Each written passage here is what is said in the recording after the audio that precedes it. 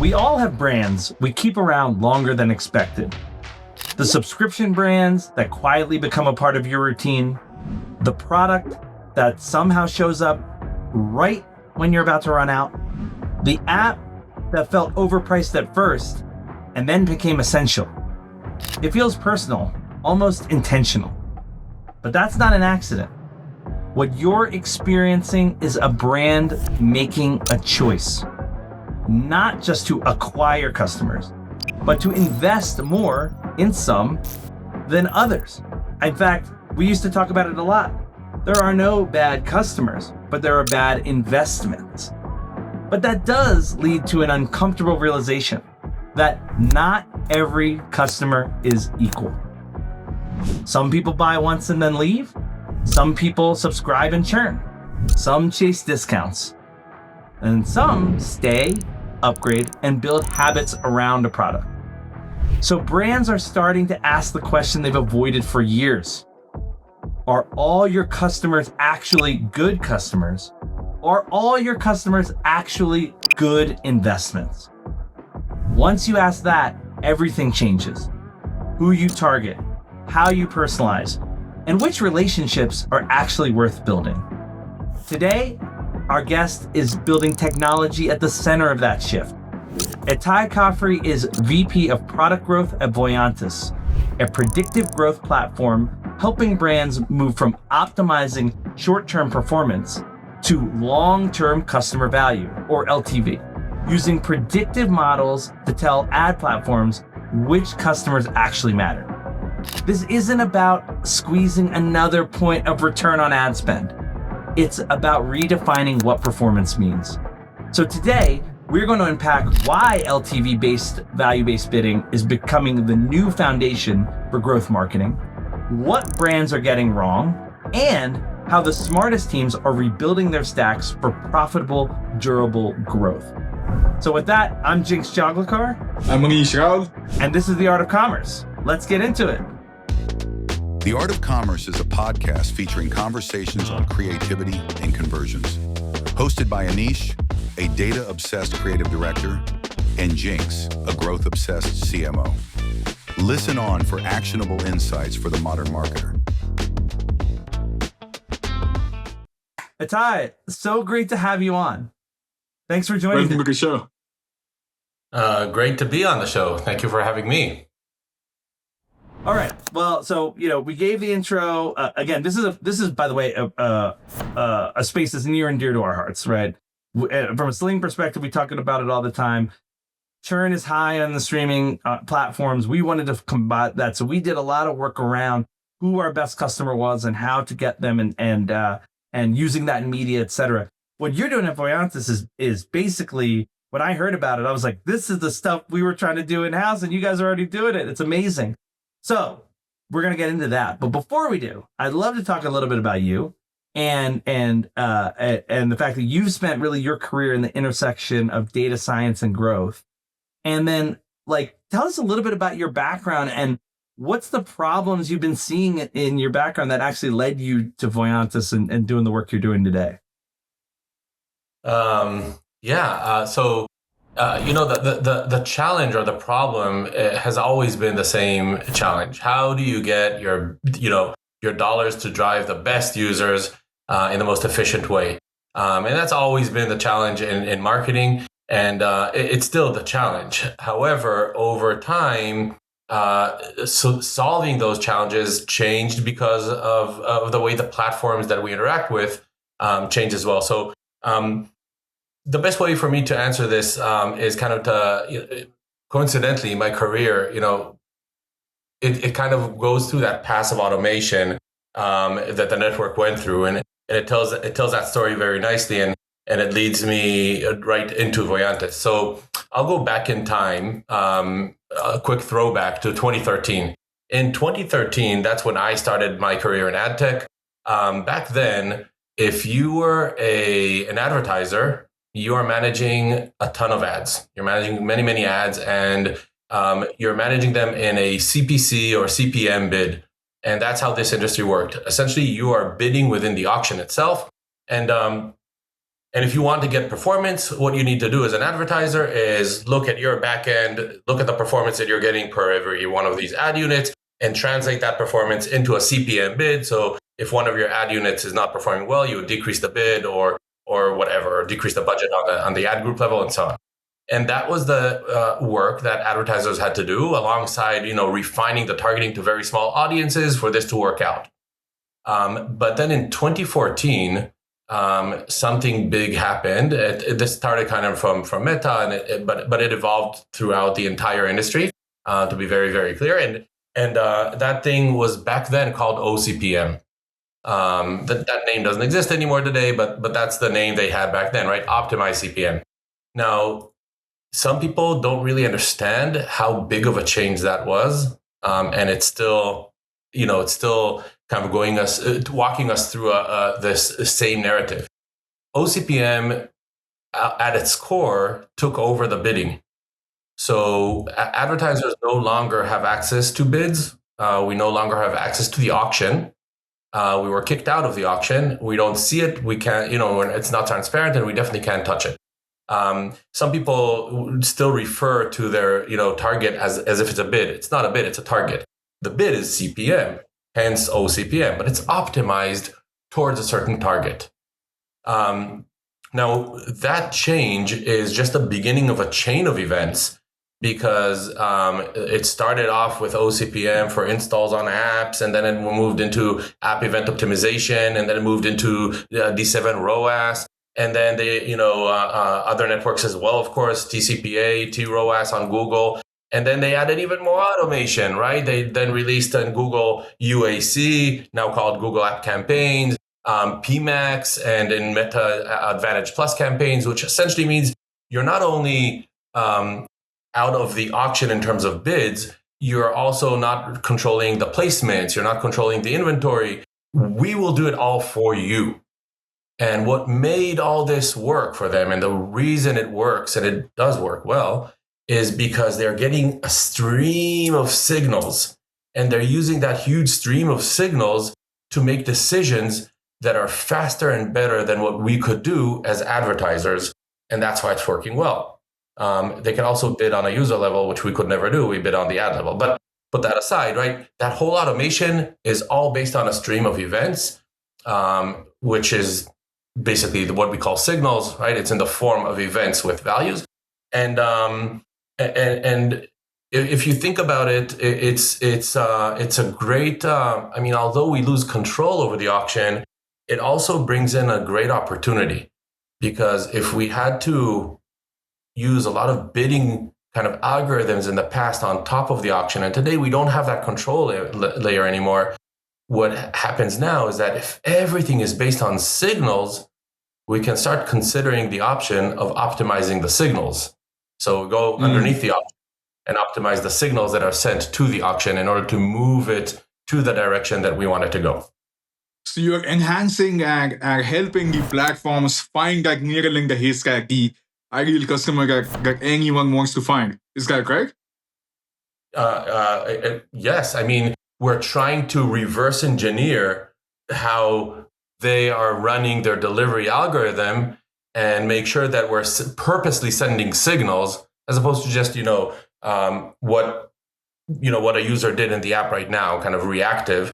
We're purposely sending signals that influence the auction towards where we want it to go, or where the client wants it to go. Wow. Oh, this is such an interesting exercise too, because like Jinx was hinting at the beginning, this is an exercise that we tried to do so many times in-house and found great success. But doing it within the means of your team, largely human-led, you can only go so far and so fast, right? When you set out to building some of this amazing technology and bringing it to all of us marketers, was there a specific moment where you realized that, man, the CPA-based optimization is broken? That something needs to change here. How do you help someone find that right customer for the right price without it feeling like some gymnastics? How, was there a specific moment where you realized something has to change? Well, let me start with saying that I don't think CPA is broken. CPA it just has a glass ceiling that is hard to crack through or break through. But at the essence, at the core of the way CPA bidding sees the world, it's optimizing towards a certain event as a binary event. Either it's happening or not happening, and it's treating all those conversions as equal. So let's take an example. Let's say let's use Alice and Bob for the example here, and say that both Alice and Bob downloaded a subscription app and started a trial. If you're bidding CPA strategy, if you're using the CPA bidding strategy, and you're with a certain target on that start trial, then both of them are equally valued at this point in time. And Google or Meta or TikTok or whoever bought them is saying, there we go, we got it. And the CPA that you got is within your target. Great results. Performance is amazing. However, Alice not only started the trial afterwards, so as time goes by, Alice subscribes and she loves this service and she retains, and another month and she becomes one of your power users. Whereas Bob started a trial, didn't really like it. He paused it immediately, and he's one of those trial hoppers that we all are familiar with. There are a lot of those. I'm one of those as well in some cases, right? As a consumer, I start a trial because I think I'll like it, because the video on the ad was nice, and then I go in and then it's not exactly what I thought, and I kind of immediately on the spot. I don't even wait until the end of the trial. I on the spot, because I know I'll forget. So on the spot, I'll go in and remove myself. So Alice and Bob are equally valued by the algorithm, and the algorithm is trying to find them in equal value or in equal effort. But we really don't want to invest a lot in Bobs that are trial hoppers. We want the algorithm to go towards Alice's, right? Now, I will say that you asked me this question on CPA, but I want to broaden my answer a little bit and also talk about ROAS or value-based bidding, because the core of the issue is the same core. The reason people use CPA in some cases is the same. The core is that the learnings that the channels use in order to deliver ads are constrained within short conversion windows. So they need quick feedback loops, and you cannot optimize towards something that happens downstream. And so if I go back to that Alice and Bob, if that trial period is a 30-day trial period, you don't have the option in Meta to optimize towards the conversion, because 30 days is way outside the conversion window. So you actually optimize towards the trial because you don't have much of a choice. In Google, there are a few different conversion windows, but the most commonly used one is also 7 days. So it's kind of like these short conversion windows. Now, I'll take that and translate that into ROAS for a second. Again, even though you asked CPA, I kind of want to answer that as well. Even if I optimize towards ROAS using value-based bidding, which essentially is trying to drive high value, right? It's still living within the same trap of a short conversion window. And so if I try to give an example here, if Alice and Bob, let's go back to Alice and Bob. And both Alice and Bob made an order in DoorDash or Instacart. It doesn't really matter. When they made that order, Alice made a huge order and Bob made a small order. And so the platform receives these two signals, and the platform is now going to say, oh, I need more Alice's, right? That's the characteristic of someone who makes a big order, and you're optimizing towards D7 revenue. So D7 revenue in Alice's case is much bigger. Amazing. But happened to be that Alice made that big order because she was in an offsite in her workspace, and she's ordering food for everyone, and it was a huge basket size. But she will never make that big order again, and maybe she won't even come back to make any order again. And Bob, on the other hand, made a small, tiny order for his family dinner, but he's a repeat user. He's a career person, doesn't have time to make food, and he's going to make orders again and again and again and again. And now if fast forward 90 days into the future or 180 days into the future, and you look at both of these and you say, I paid the same to acquire these two users, the channel is now bringing me a lot more Alice's, but in hindsight, I actually want Bob's in this example, right? And so even if you look at value-based bidding with the constraints that the channel has on those short, quick, fast look back windows, you're still limited in the same trap, which is kind of similar to the CPA one. Wow. All right. A lot in there to unpack, and we're going to unpack it. But the things that keep coming out for me are you keep talking about the short-term, nature of the platforms and how you balance that with long-term value, LTV. So there's a dichotomy of short and long-term, right? That we're seeing. But there's also a word you're using that I don't think most marketers think about.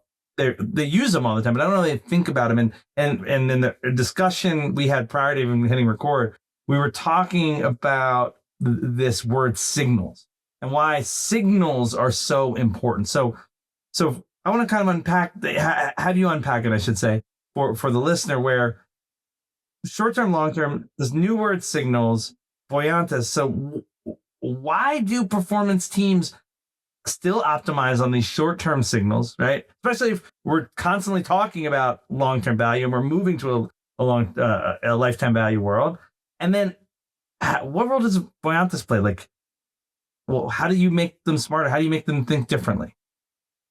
Great question. And maybe you kind of asked a few things here. So maybe I'll start with the word signals just for a moment here. Perfect. Let's hone in on that word, because that word, I'm going to use it a lot throughout the entire interview here, and it's at the core of what we do, and it's at the core of whatever every advertiser does, whether they know it or don't. So let's unpack that really quickly. I had a stop in my career where I worked at TikTok, and within TikTok, I led the product strategy for app signals. So I kind of have that experience understanding what the signals are from the ad platform side, and the investment they make in gaining more signals and better quality of signals. And so let's talk about what this is, right? The ad platform is not context aware. They don't know the context of your website or your app. They receive a stream of signals. So what they do know is what consumers do within your app, or what people do within your app or website. And they do that with either their SDK or a third-party SDK or a pixel or whatever it is. So they're getting all these little small little signals. Every one of them has a name. Sometimes in some networks, the name has a meaning, like in the networks where those events are pre-configured. And in some, it's all custom. So it's just an ID of a signal that's coming through. And that signal represents an event, and sometimes it represents an event with a value. And that is signals. So signals in their basic form are events that users do within your digital service, and they are sent with value if there is a value. And that's the signal. So now, how does this all work together? On their side, they build towers of these signals. So there is a user tower of signal, and it kind of tries to profile the user and their behavior and their characteristics. And there's an app tower of signals, whether it's a web app or mobile app, doesn't really matter. There's an app tower of signals that's trying to build out the characteristics of the app and the website. And these two things need to interact, because when the advertiser is placing or launching a campaign, the advertiser launches a campaign with a huge audience, and the advertiser needs to tell the Metas or the Googles or the TikToks of the world, within this entire huge audience, who I want you to target, who I want the ads to be displayed. And the way they do this is in a form of a signal, right? So I need to tell Google, out of all the signals that I'm sharing with you, this is the one that I want to optimize towards. And here's the target cost that I'm willing to pay for it. Or if it's a value-based, here's the value that I want to get back from it. And that signal needs to happen in high enough volume within the conversion window. So within those 7 days, right? And it needs to happen enough times for them to learn that signal within that conversion window. So that's signals. And now we established what a signal is. we can talk a little bit more about how our philosophy is a little bit different. We can't change the conversion window. That's a given. That's the infrastructure that we get from these ad platforms. However, what we can do is synthesize or engineer signals that are not deterministic, that never happened.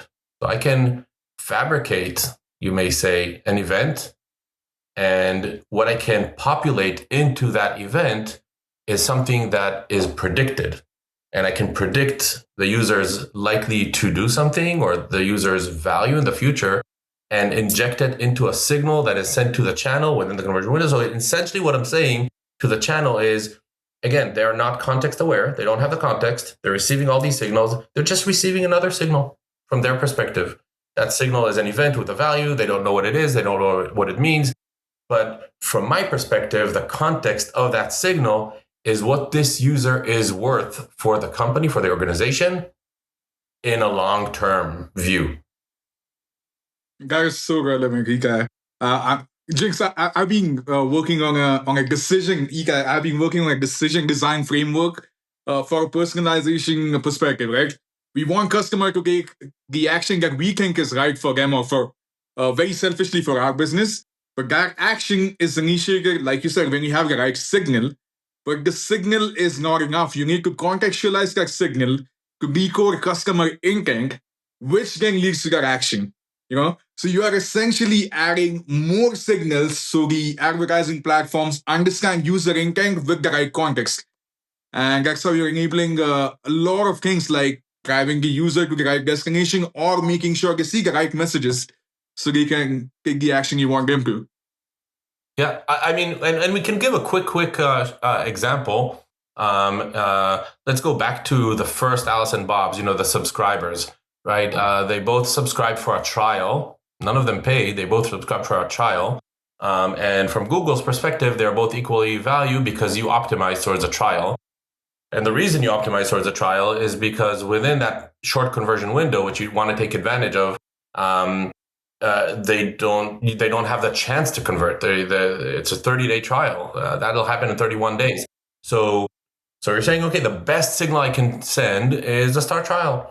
And then if you come in the mindset that we're in, where we're saying you don't have to send signals only based on what happened, you can engineer them into what you want them to be. And so now I'm looking at Alice and Bob and I'm saying, I am learning their characteristics and their behavior across the entire user group. I'm looking 12 months in the past.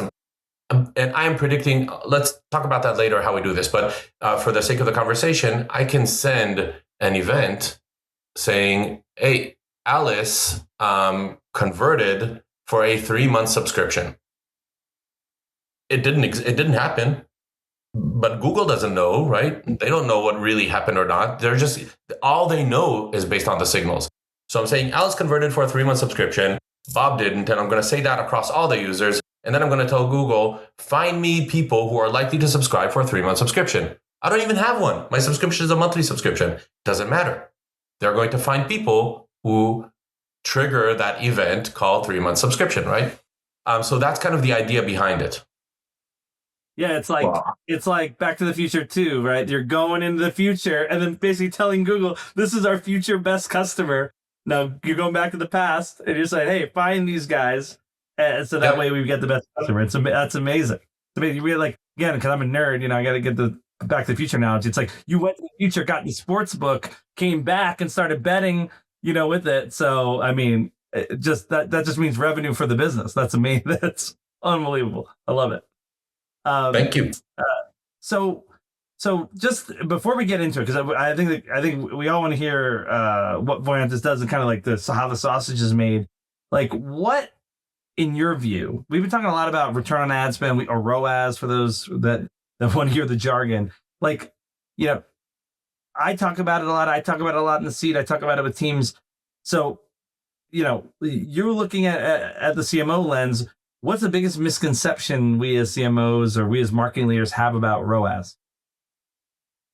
I think that there are a few misconceptions, but if I try to focus on the first one, many marketers would think that CPA is designed for volume and ROAS is designed for value. That's kind of the concept. That's kind of the industry consensus, right? If you want value, you go T-ROAS or ROAS, and if you want volume, you go CPA. And I think that's a misconception because ROAS is not optimizing towards value. It's optimizing towards short-term observable revenue, and that's where it ends, right? It's not really the value. And then another misconception that I think is important to note is that people sometimes tend to think that they know what a good user is in their business, and they think they know this because they didn't invest time to think about what a good user is. And so when I come in, and I need to know what to predict. So I need to really make it very concise and crystallize it.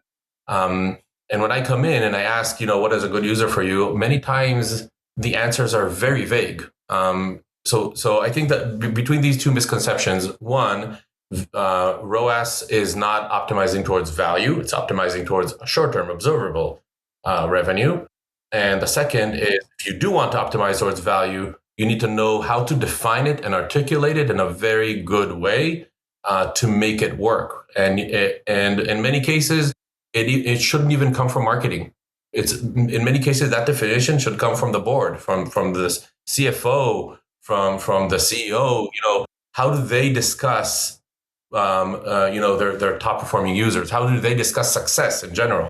Is it a 3 months look into revenue? Is it a 6 months look into revenue? Is it people who make recurring transactions? How do you define that? And does that differ from business to business in your experience? There are definitely differences between business to business. Some of these are because of the vertical and and the environment, but even within the same vertical, you'd see differences that are sometimes super interesting to look at. I'll give one example between two delivery apps that we work with, same vertical, exact same offering that they have, but the definition of a good user is extremely different. One of them is looking at a 90-day return. That's how they measure their internal measurement of success. And the other is measuring it by volume of orders. So they're looking for users who make many, many orders. Now, there can be different reasons to look at it this way or that way. Some of them are very oriented to how the business wants to do business and how they want to operate. Some of them can be related to even the simplest technical things. For example, if this food delivery app happens to be in Latin America where inflation is a bit more aggressive, then suddenly looking at LTV in terms of dollars is difficult, because a user that used to be worth $50 half a year ago was a great user, but $50 today is not so good. And suddenly it's becoming a little bit difficult to use those terms. And so sometimes it's a technical reason. Sometimes it's a logical reason that the organization wants to just optimize towards frequent buyers, because in the long term, that's what makes sense for them. And it'll drive very different results if you decide to call it this or call it that. So yeah, different businesses, complete different agendas. And it's also tied to the vertical and the business format. So if it's a subscription app, it's pretty likely that a good user is a user that subscribes and retains forever, right? But then you can also ask, wait, but in your subscription app or subscription service, you have different packages. So maybe retention is not the best answer, because retention ignores the different values of the packages. So maybe let's not use the propensity to be subscribed. Maybe instead of that, let's go back to LTV, and that will capture both your retention and the different packages. So really, that definition is something that you can unpack with the client. There are many ways to do this. And I do this with clients, but I encourage every advertiser to think about this very carefully and not be hung up on oh, I'm getting good results because my CPA is low. Oh, Yeah, that's hey. This is The Art of Commerce, featuring conversations on creativity and conversions. If you found value in today's episode, follow the show, leave a review, and stay tuned for more insights for the minds reshaping modern marketing.